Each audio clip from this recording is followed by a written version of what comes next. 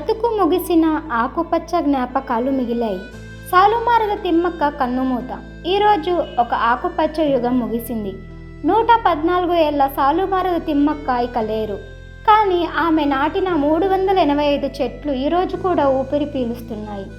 బెంగళూరులో ప్రకృతి తల్లిగా పిలువబడే సాలుమారద తిమ్మక్క ఈరోజు ఉదయం 7:45కు హులికల్లోని ఆమె చిన్న ఇంట్లో తుదిశ్వాస విడిచారు. గత కొన్ని రోజులుగా శ్వాసకోశ సమస్యలతో బాధపడుతున్న ఆమెను అపోలో ఆసుపత్రిలో చేర్పించారు. కానీ వృద్ధాప్య సమస్యలు ఆమెను విడిచిపెట్టలేదు.